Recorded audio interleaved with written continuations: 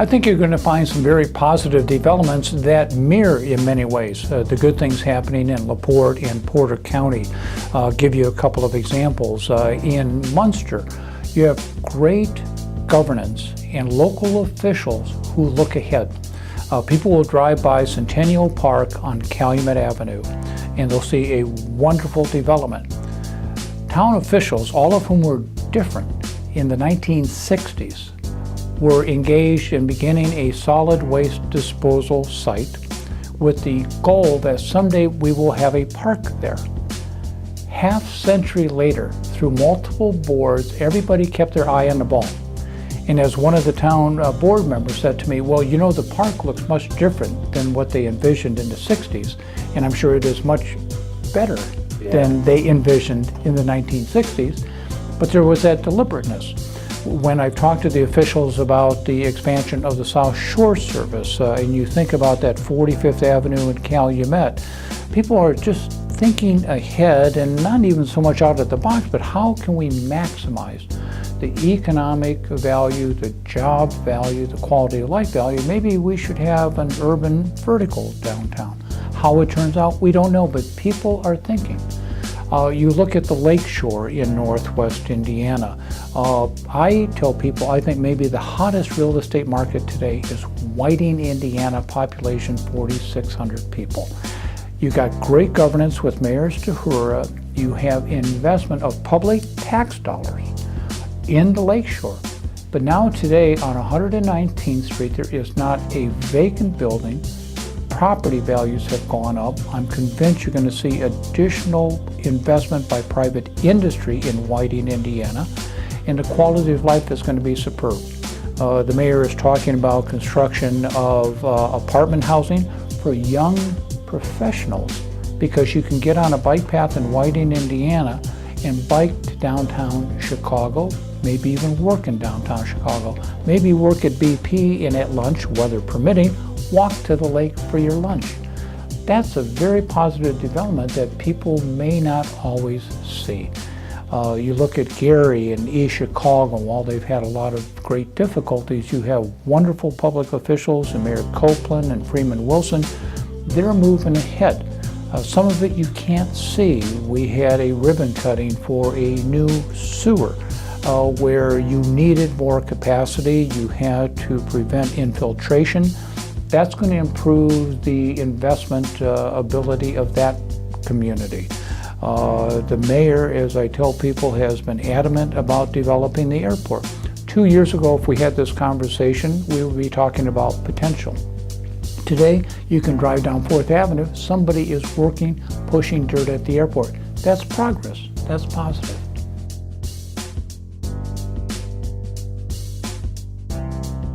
They will, and it is going to be tough. There will be some steps back. There was a step back this year with the cancellation of the commercial flights that were using the Gary Airport, so there's no denying that at all. But I tell people it was almost a generation until the monies were aligned and you had an administration in place that now is investing that money, and the rail lines are being relocated, the runway is being expanded, and the actual physical improvements that are so necessary are beginning to happen. At some point, Midway Airport, as I describe it, you're not going to get another Piper Cup into Midway Airport, and people are going to look around. The passenger facility charge at some point, an airline at O'Hare is going to look around. You have general aviation, you have cargo, you have other types of potentially commuter, commercial, charter. I think that, again, is an opportunity. And you had negotiations for years with 3 railroads. Within 90 days, those were finally resolved under Mayor Freeman Wilson. That's a very positive sign. And I've mentioned people with Gary, you have I-65, I-80, I-90, I-94. There's not a lot of communities in America. They have 4 interstates running through them, 2 U.S. highways, and about every rail line east of the Mississippi, and you're on the largest body of fresh water on the planet Earth and in the environs of Chicago. You can't move Gary. And as we take those steps forward, I'm convinced the business community in particular are going to realize, hey, we can make money again. and people are going to make an investment.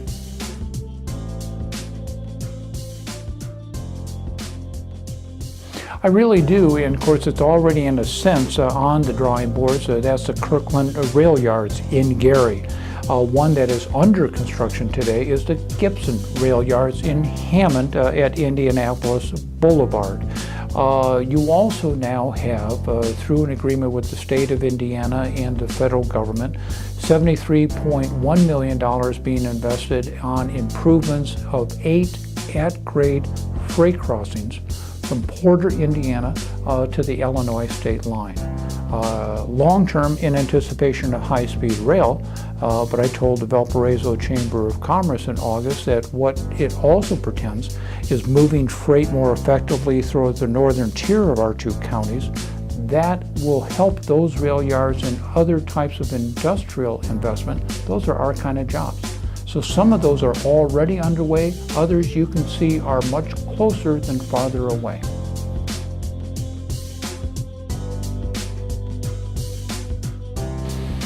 I would start with St. Elijah's Serbian Festival and taking my 97-year-old father to get a couple of pounds of lamb. It was delightful. Saw friends, father came over, had a nice discussion with us. My father gets incredible care at St. Anthony's nursing home. But the food is not as tasty as it might be at ServFest. So that certainly immediately comes to mind. One of the other things that was just heartwarming, I tell people I almost cried when I went out there, is sometimes I get discouraged. We all do. And my chief of staff said, you gotta go to Whiting, you gotta go to Whiting. You gotta look at that lakefront. Things are happening that are positive. And I told people, and I almost cried when I saw it. I said, this is exactly what I saw in 1985. And you could just see Chicago, you could see the lake, and you could just sense that economic vibrancy. So I'd give you those two as a couple of examples of weather permitting. You can get out and see some good stuff in Northwest Indiana.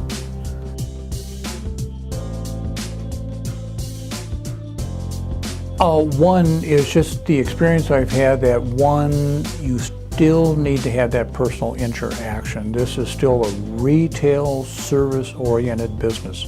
I told a group recently that I don't apologize for being in politics, because if I was not, I could not have a career in public service. And public service is dealing with people and solving problems every day. So some of it is literally old school, taking notes, meeting people at fish fries. As has been explained to me by my staff and my sons and my wife. Listen, Pete, people don't go to Marco's Tap on Ridge Road in Glen Park to campaign anymore.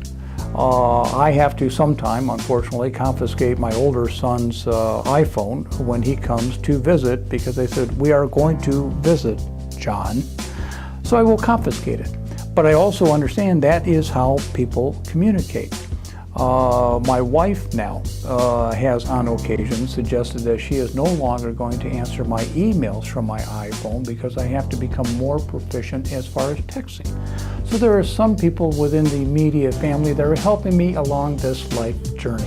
But do understand that's part of my responsibility too, is that's way, especially younger people who tend not to be engaged in that public or political process.